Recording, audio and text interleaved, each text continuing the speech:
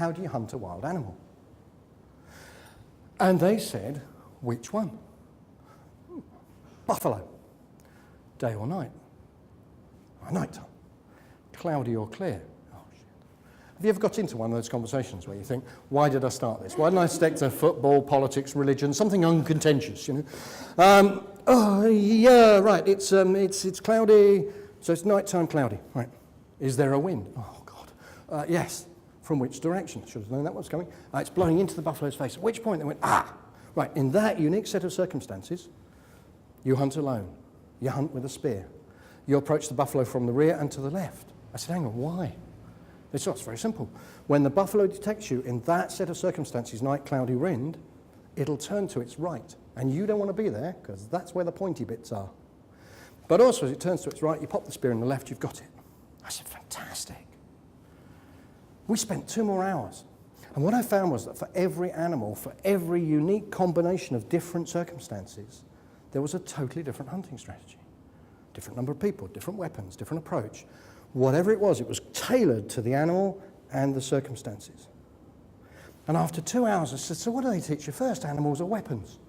Now, they looked at me like I was stupid. Now, I do know that look. I've had it for 52 years. Right? And they said, well, animals, of course, Chris. What's the point of learning about weapons until you understand the situations in which they might be helpful? And as I drifted off to bed that night, I thought, here in the allegedly civilized world, what do we tend to teach first? Animals or weapons?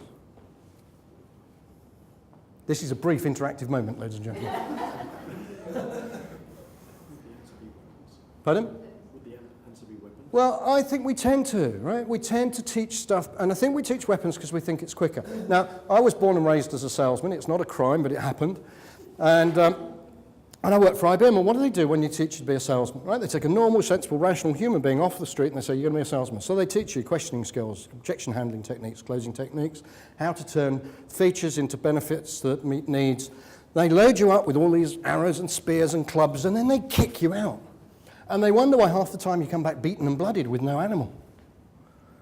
We do the same when we turn people into managers. You take a normal, lovely, rational human being who's really, really nice, and you stick a little label on them, you go, you're a manager, and we send them off on little weapon learning courses. So we teach them project management skills, communication skills, time management's very important, now you're a manager, right?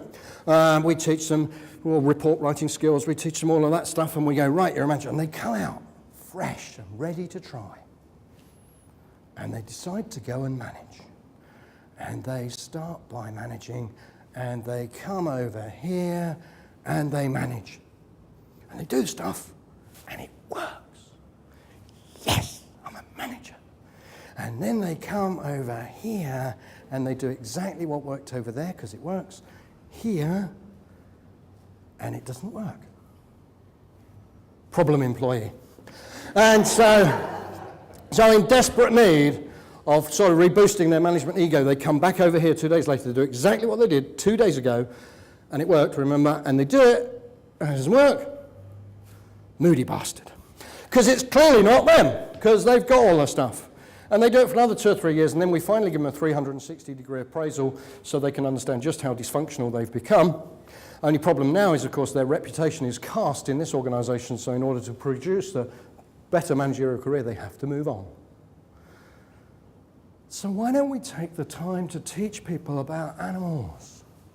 Why is it when I'm talking to people about managing people, they don't even understand the basic question, which is, so what is the higher need that that employee serves by coming to work? What is it that truly drives them? I had one person who was telling me about this woman he managed, who was a real problem person. And I said, so how many kids she got? And he'd been working with her for 8 years. Okay, get this in context. He said, I don't know. I said, oh, okay. What does she do for a hobby? I said, I don't know. I said, where does she live? Oh, that's on the file somewhere. Right, okay. What's she worry about? I don't know. I said, so that's interesting. So you want her to be deadly interested in your stuff, but you haven't got the slightest interest in her stuff. Why is that going to work? Why don't we do that? Why don't we help people understand what animals are all about, and then give them the weapons that they need and teach them how to use them appropriately? Anyway, enough.